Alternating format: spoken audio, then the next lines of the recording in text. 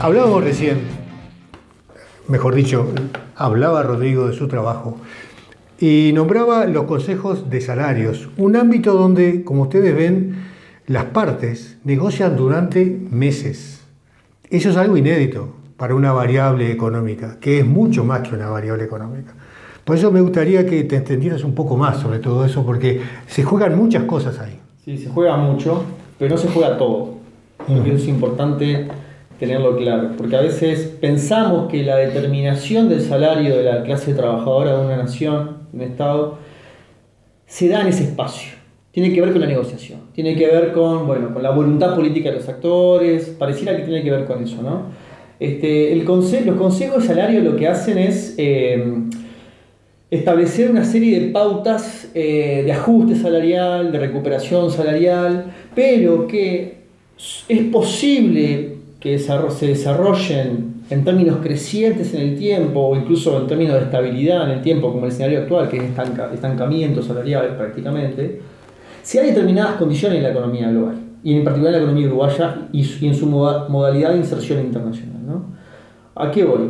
Que en última instancia yo creo que el salario no se define en los consejos de salario, por ponerlo así. No depende de la voluntad del Poder Ejecutivo.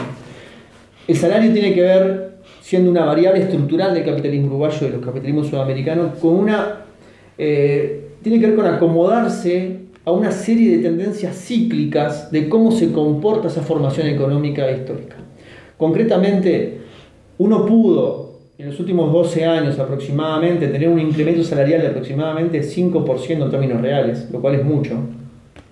Casi un 50% real en términos de punta a punta, o sea, desde que inicia el gobierno de Frente Amplio hasta hoy casi, porque había condiciones económicas que permitían eso.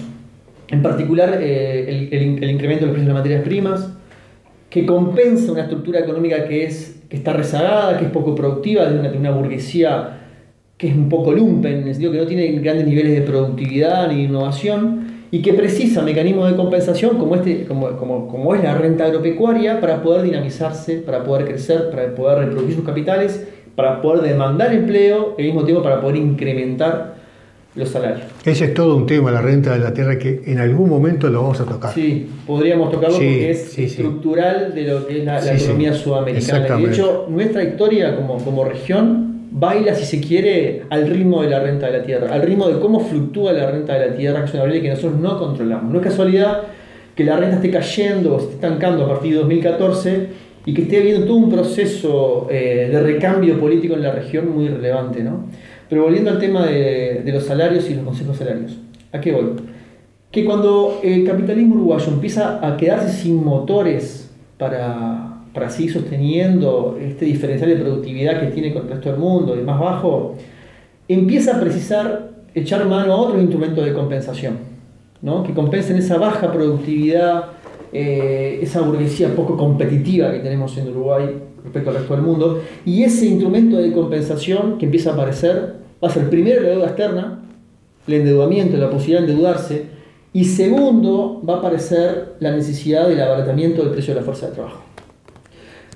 Ya sea el salario directo, lo que recibimos por el vínculo laboral directo, o en el supermercado, en una tienda, lo que sea, ya sea también vía el gasto del Estado, que constituye lo que es el salario indirecto, ¿no? El capitalismo uruguayo y sudamericano en general empieza a precisar abaratar eso para compensar su poca productividad. ¿Por qué? Porque ya no tiene el motor que tenía antes, que era la renta agropecuaria y que era la inversión extranjera directa.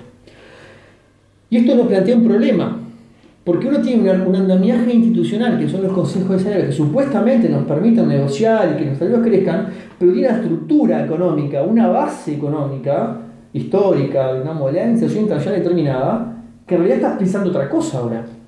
Y la propia burguesía o sectores empresariales, que son quienes personifican esto, a medida que están viendo cómo en Argentina y cómo en Brasil, por ejemplo, se están procesando ajustes económicos que básicamente tienen como contenido la baratura del salario en estos países, eso hace que se incremente la presión para que el salario baje en Uruguay. ¿A qué voy con todo esto?